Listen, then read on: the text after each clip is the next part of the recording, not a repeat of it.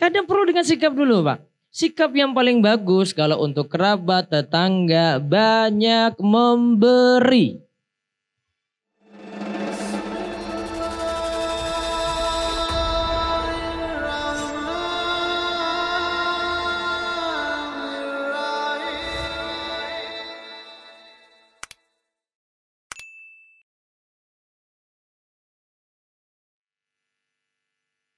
Kembali tadi, dakwah berarti dengan berapa cara?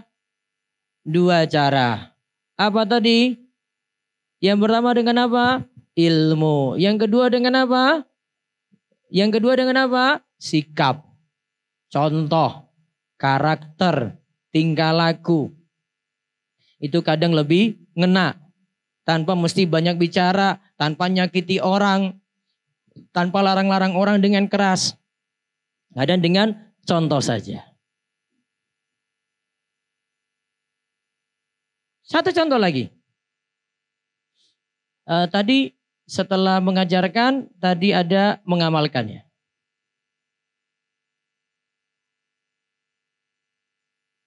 Nanti mungkin saya lanjut kalimatnya Ali bin Abi Thalib besok pagi insya Allah. Ali itu nanti akan menyebutkan tentang bertambahnya ilmu. Oh, nanti saya akan besok aja saya sebutkan itu. Terus tadi penyampai ilmu, terus ada yang menuntut ilmu. Saya kasih contoh di sini. Tahu sholat witir? Sholat witir itu sholat apa? Sholat witir sholat apa Bapak Ibu? Sholat ganjil. Lakukan malam hari apa pagi hari? Malam hari. Waktunya kapan?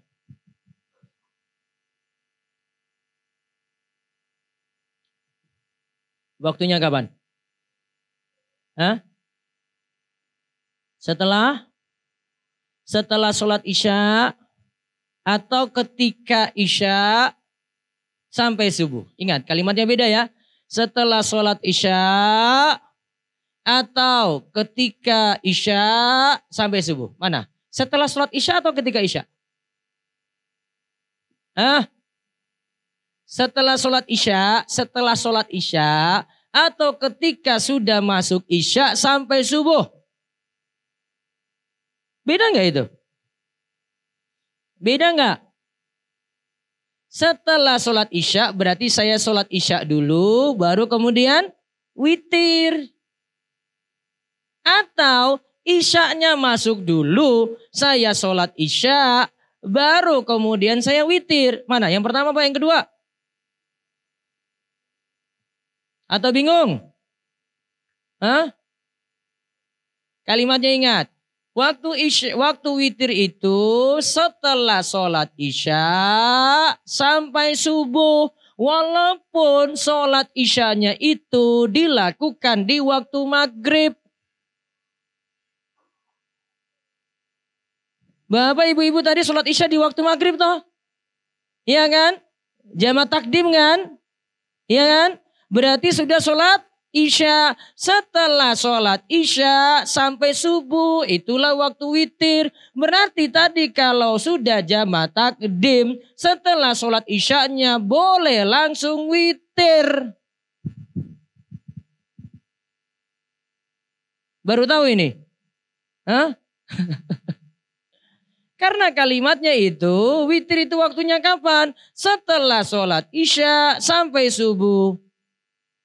Berarti saya jamaah takdim, maghrib dulu, kemudian isya. Sudah deh sekalian saya witir. Boleh.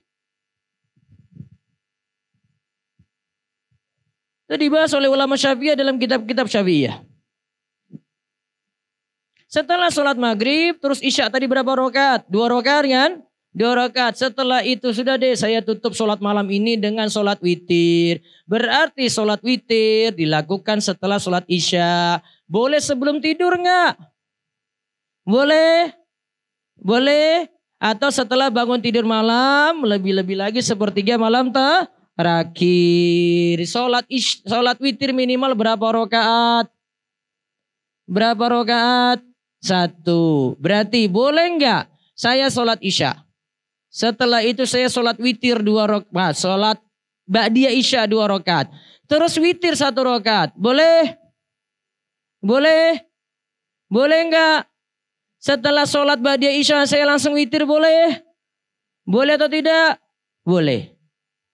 Kalau Bapak Ibu mau terapkan, ini lebih aman dan bisa jaga lebih rutin. Itulah yang disebut oleh Al-Qadi Abu Syuja dalam Matan Abu Syuja. Beliau katakan, sholat Ba'diyah Isya itu 3 rakaat. 2 rakaat Ba'diyah Isyanya. 1 rakaat witirnya. 2 rakaat Ba'diyah Isyanya. 1 rakaat tadi apa? Witirnya. Berarti beliau lagi menganjurkan boleh setelah Ba'diyah Isya melakukan sholat witir 1 rakaat. Itu lebih bagus dijaga daripada nggak pernah sholat witir. Sholat witir itu sudah termasuk sholat malam. Maka coba terapkan itu. Daripada witir 3 rakaat cuma di bulan Ramadan saja. 3 kali 30 berapa? 90. Coba 1 dikali 360 berapa? Sudah 360 rakaat dalam setahun. Lebih banyak tak? Lebih banyak. Terapkan. Jangan hanya jadi teori. Teori mah gampang. Ngaji itu butuh praktek, bukan butuh nyatet. Nyatet-nyatet aja nggak pernah dipraktekkan, ilmu hilang. Namun kalau dipraktekkan, nyantol terus itu. Ingat di pikiran terus. Oh, saya habis Ba'diyah Isya saya witir. Oh, habis Ba'diyah Isya saya witir. Oh, habis Ba'diyah Isya saya witir. Habis Ba'diyah Isya saya witir. Nyantol terus. Itu lebih mudah daripada nunda sebelum tidur. Ah, nanti lupa. Biasanya capek juga tidur langsung. Iya kan? Itu pun belum tentu bangun malam. Ah, bangun malam wah capek juga. Langsung subuh. Ah, belum dapatkan witir kan? Kalau tadi sudah dapat witir. Betul? Betul enggak? Betul. Namun jangan apa? Teori. Teori mah gampang. Yang penting apa tadi? Praktek. Berapa rakaat tadi witirnya? 1 rakaat. Itu amalannya lebih ajeg, amalannya lebih langgeng. Sudah? Wallahu a'lam bishawab. Selesai pembahasan dari perkataan Ali bin Abi Thalib. Semoga jadi ilmu yang manfaat. Baik, Masya Allah. Ini Bapak-Bapak udah ada yang siap-siap untuk tanya? Ada delay. Assalamualaikum warahmatullahi wabarakatuh.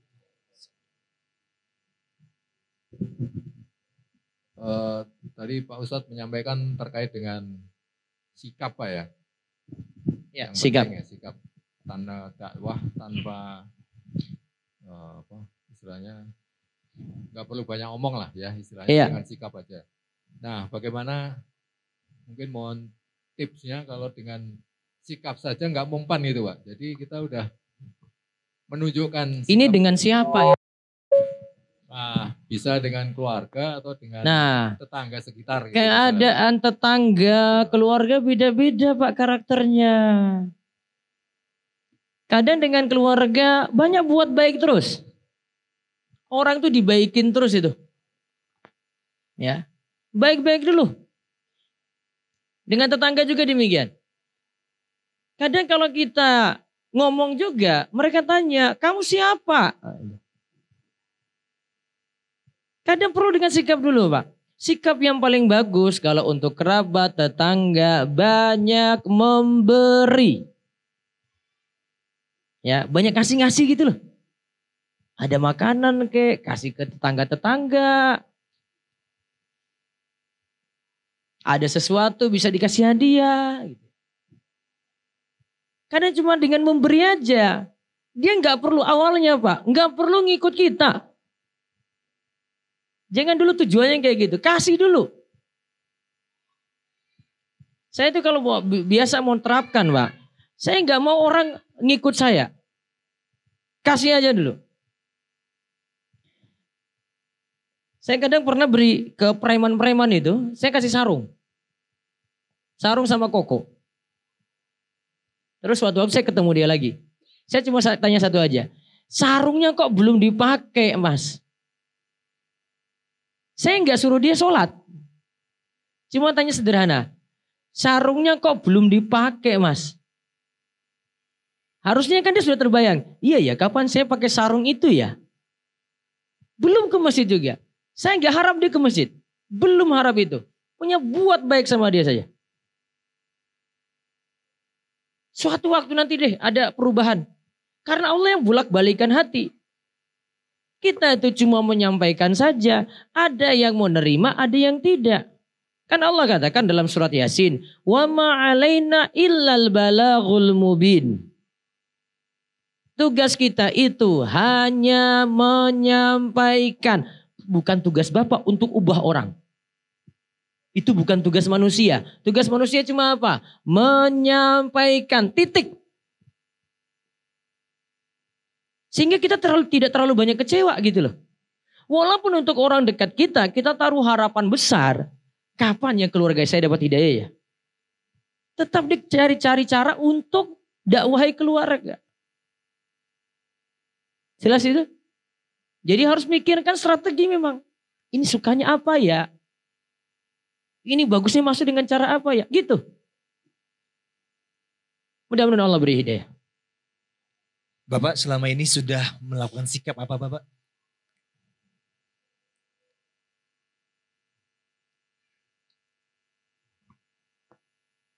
Dia delay. Dimin aja dulu. Nah, ya insya Allah yang bisa kita lakukan semampu kita sesuai dengan sunnah atau yang kita ajarkan ya, kita laksanakan gitu. seperti Insya Allah. tetangganya seperti contohnya? Ya seperti tadi sampaikan oleh Pak Ustadz, misalnya kita Terus lima buat waktu, baik terus Mbak, tanpa 5 waktu batas. musola. Biar Allah yang nanti ubah nanti. Bukan tugas kita untuk mengubah. Allah yang mengubah. Kita cuma berharap pada Allah saja. Baik. Baik, kerja bakti ikut ya Pak ya? Ada lagi. Soalnya ada kadang-kadang kerja bakti kabur Ustaz. Hah? Kerja bakti kabur. Nah, kalau ada kegiatan masyarakat, ngikut. Cuma nasi gorengnya doang atau pisang gorengnya doang yang ada gitu. Orangnya Minimal ada. bantu-bantu. Kalau itu dengan tangga-tangga sekitar ya. Bapak yang jadi penyumbang untuk itu gitu. Ada kerja bakti. Oh biar saya aja nanti siapkan konsumsi. Bapak gak usah banyak dakwah. Oh biar saya saja nanti yang nanggung. Biar nanti Bapak itu dikenalnya dermawannya tadi. Suatu waktu ada kebutuhan apa, saya yakin deh warga akan nurut aja.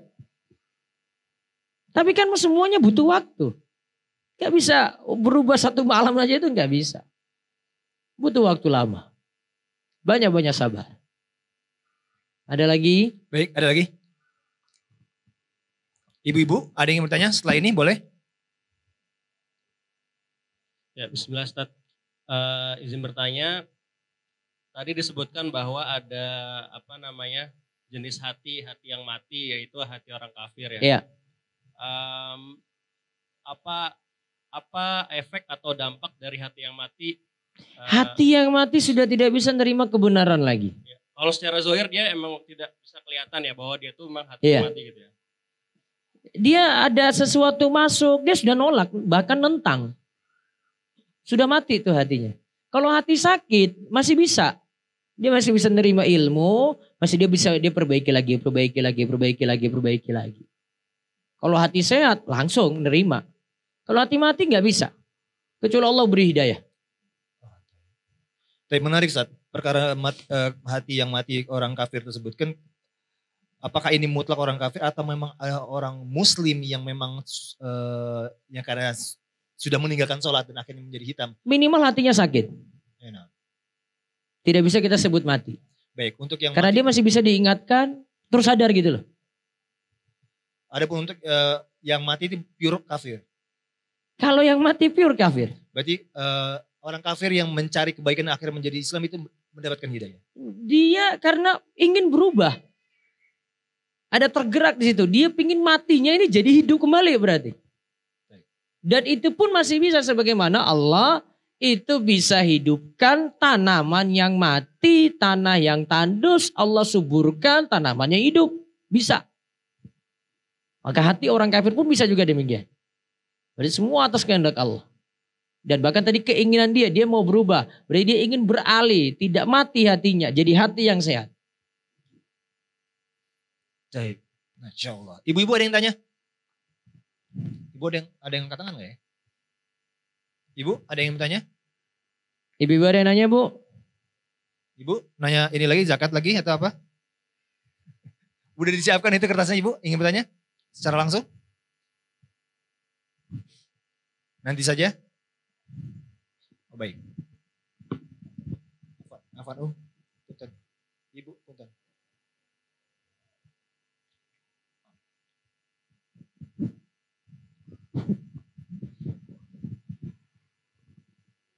Nanti mic-nya disimpan di ibu-ibu aja ya.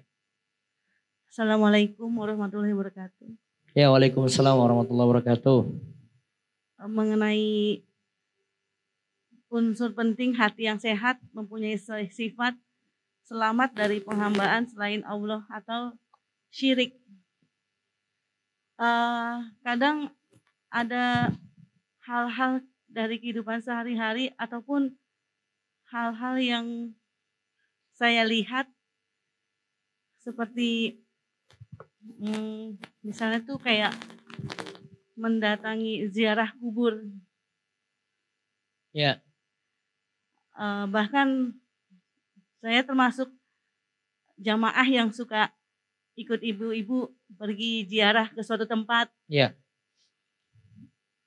Terus terang sih kalau hati saya merasa tidak pas.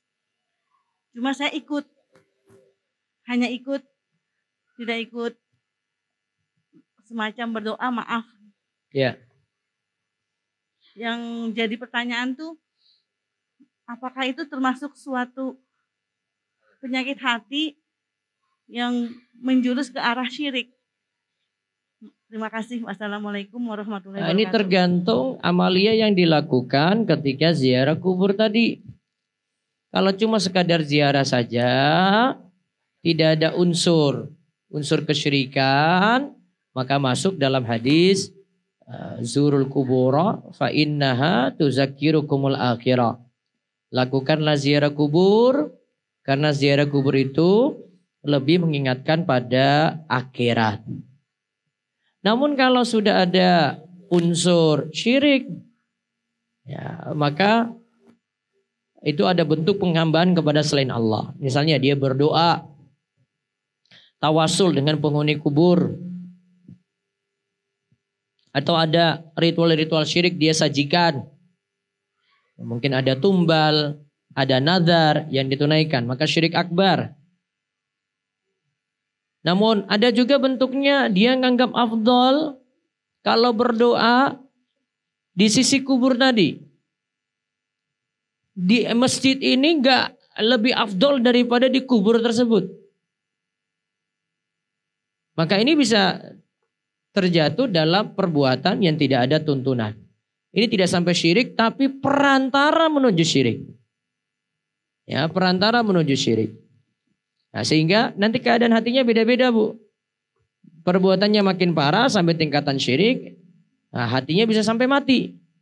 Namun kalau tidak sampai derajat syirik, maka minimal hatinya itu sakit. Yang namanya hati sakit itu butuh obat. Untuk mengobati itu biar kembali lagi sehat. Obatnya bagaimana? Banyak tobat, banyak istighfar, dan dalami ilmu agama biar lebih paham lagi rincian-rincian perbuatan yang mesti ditinggalkan. Seperti itu. Cukup, Bu? Cukup Ibu. Baik, Ustaz. Baik. Terima kasih. Ibu-ibu ada yang ingin bertanya lagi satu sebelum balik lagi ke bapak-bapak? Ada lagi Ibu-ibu?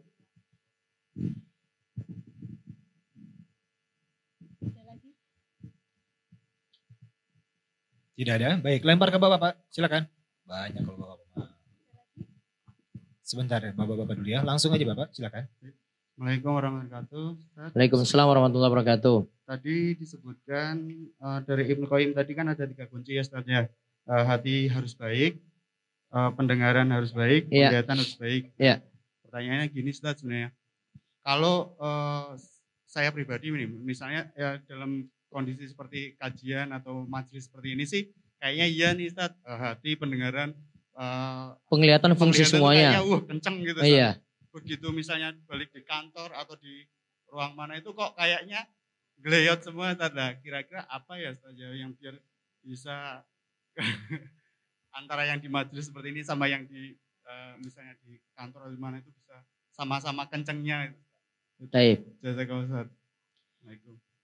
Hudzaifah dengan Abu Bakar pernah curhat pada Nabi SAW tentang keadaan mereka tadi.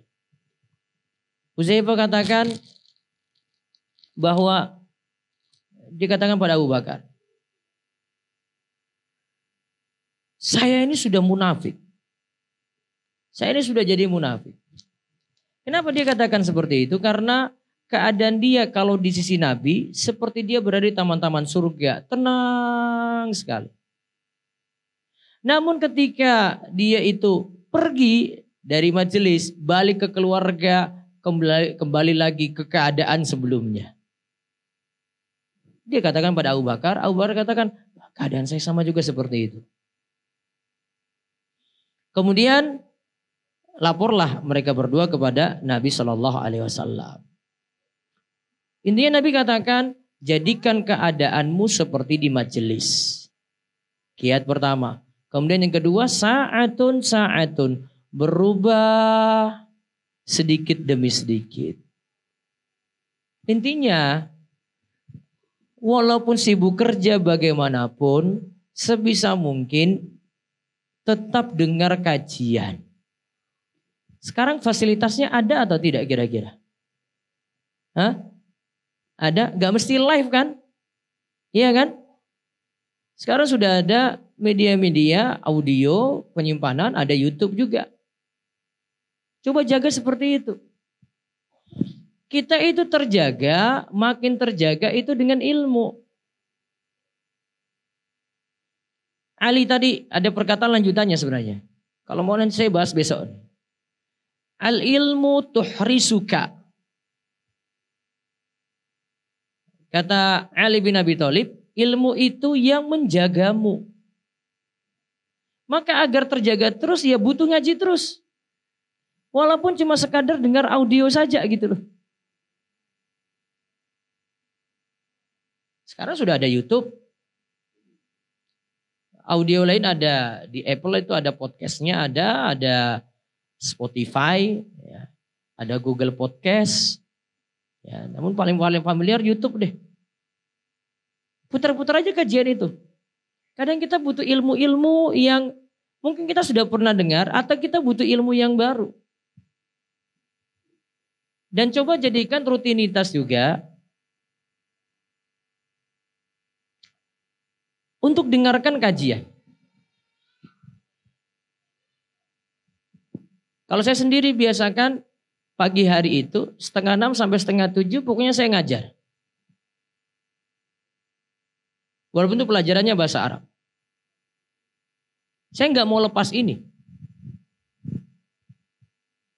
Apalagi sekarang sudah zaman teknologi. Saya dimanapun bisa pakai Zoom.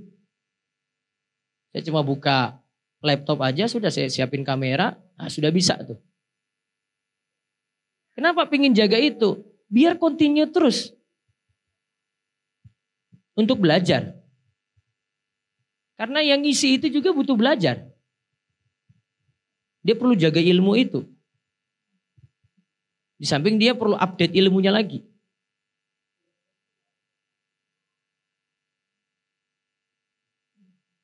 Jadi usahakan ilmu itu jaga kita terus. Jadi ada suara-suara yang masuk gitu.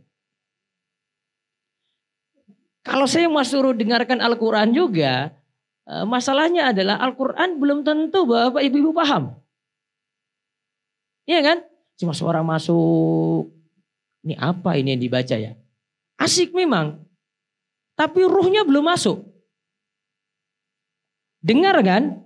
Iya kan? Tapi dengar ini ilmunya belum masuk ke hati. Beda kalau paham. Maka ini perkataan dari Imam Ibnul Qayyim lagi. Ibnul Qayyim mengatakan di Miftah dari Sa'adah tentang hadis. Khairukum man ta'allamal Qur'ana wa 'allamahu. Sebaik-baik kalian itu orang yang belajar dan orang yang mengajarkan Al-Quran. Apa yang dimaksud belajar dan mengajarkan? Ibnul Qayyim katakan, belajar dan mengajarkan itu ada bentuknya belajar dan mengajarkan lafaz. Yang kedua, belajar dan mengajarkan makna. Kalau lafaz, berarti Bapak atau Ibu belajar cara pengucapan. Ya, di sini ada pengajaran surat Al-Fatihah misalnya ya. Tapi itu cuma sesuatu yang tampak saja di luar. Kita butuh ada yang masuk lagi ke hati kan. Nah, butuh mempelajari makna. Makna ini cuma didapati kalau dengarkan kajian. Makanya tadi saya bilang, coba dengar murotal deh. Masuk nggak ilmu? Masuk. Kalau nggak paham masuk nggak? Oh belum. Tapi kalau hafal, iya dia bisa ikuti itu. Apa itu masuk ke hati? Belum tentu. Orang yang baca, orang yang hafalkan, belum tentu masuk ke hati loh. Bisa jadi dia ini seorang pembohong. Dia lagi baca ayat yang lagi mencela kebohongannya. Dia nggak sadar. Setelah baca surat itu, alhamdulillahirabbil alamin. Dia nggak sadar kalau dia lagi dicela tuh.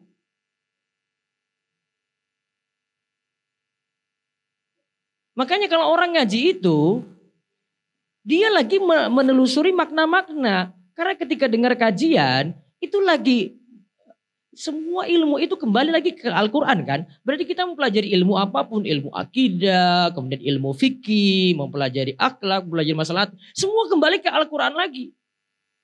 Kita sudah mempelajari makna, ilmunya masuk.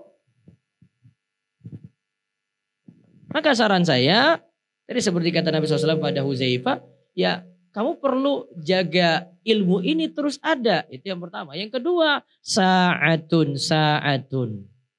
Sedikit-sedikit belajarnya berubah juga perlahan-lahan. Perlu seperti itu. Ya. Kalau bisa setiap hari kalau saran saya. Kita butuh ilmu itu tiap hari. Ibnul Qayyim dalam kitabnya Bada'iul Fawaid, beliau katakan lagi, kalau mau berteman, ini kuncinya lagi nih. Berteman, itu ada dua yang boleh kita jadikan teman, ada dua yang harus kita hindari. Jadi teman itu ada 4 tipe. Tipe pertama, kata Imam Ibnul Qayyim, tipe teman seperti kita butuh makanan. Bapak ibu-ibu butuh makanan berapa kali dalam sehari? 3 kali ya? Berarti butuh terus. Gak boleh lepas. Tipe teman yang kedua adalah seperti kita butuh obat. Obat itu dibutuhkan berapa kali sehari? Gak mesti. Kapan kita butuh obat? Kapan kita butuh obat? Ketika sakit. Kalau nggak sakit, ngapain minum obat? Berarti ada tipe teman cuma ketika kita perlu saja. Yang ketiga dan keempat, yang ketiga itu teman yang ibarat racun. Tipe teman yang keempat, teman yang malah bisa membunuh kita, membunuh dia. Jauhi 3 dan 4 tadi. Bertemanlah dengan teman yang pertama dan yang kedua. Nah kalau mau istiqomah terus, Nah, jaga teman di antara dua ini. Paling wajib yang nomor satu. Lingkungannya harus bagus. Nah, itu akan terjaga terus. Layaknya kita butuh makan kan? Gak bisa lepas dari makan tuh. Jangan berteman dengan teman yang malas-malasan, buat kita jauh dari ngaji, buat kita jauh dari ibadah. Kalau berteman dengan dia itu, ada kesempatan nih saya sholat bolong-bolong aja deh. Bisa jadi ada teman kayak gitu loh. Wong dia nggak sholat. Ya sudah saya ikut-ikutan dia aja. Habis itu nanti alasannya sudahlah saya mohon ampun aja pada Allah, saya tobatlah setelah itu. Kan bisa kita buat-buat alasan. Karena masalah teman. Berarti 3 ya. Ilmu jaga terus. Ngajinya jaga terus. Yang kedua berubah pelan-pelan. Yang ketiga apa tadi? Berteman. Antara 2 tadi. Teman layaknya kita butuh makan atau teman layaknya kita butuh obat. Cukup ya? Jadi kesimpulan kita baru membahas hati itu sebagai wadah. Terus tadi ada 3 macam hati ya. Hati yang apa tadi? Sehat, sakit, mati. Kemudian Ali bin Abi Thalib membagi manusia menjadi 3. Apa saja? Penyampai ilmu, penuntut ilmu, dan orang yang gak jelas hidupnya hanya asal ikut-ikutan saja. Dia bukan orang yang menyampaikan ilmu, bukan orang juga yang mau belajar. Maka jadi orang yang pertama atau enggak jadi orang yang kedua. Wallahu a'lam bishawab. Semoga Allah beri hidayah kepada kita semuanya. Amin, Masya Allah. Bapak-bapak, ibu-ibu terima kasih atas kesabarannya. Sampai 9:30 lewat ini bersabar untuk mendengarkan ilmu kajian bersama Ustadz. Dan insya Allah kita akan kumpul lagi sholat subuh berjamaah. Kurang lebih jam 5 akan ada lecture bersama Ustadz Abdul Asikal dan Ustadz Amin Nurbait. Berdua Ustadz insya Allah. Langsung berdua besok subuh. Iya. Baik, besok kita akan ketemu lagi insya Allah dan selamat beristirahat. Terima kasih atas partisipasinya. Wassalamualaikum warahmatullahi wabarakatuh.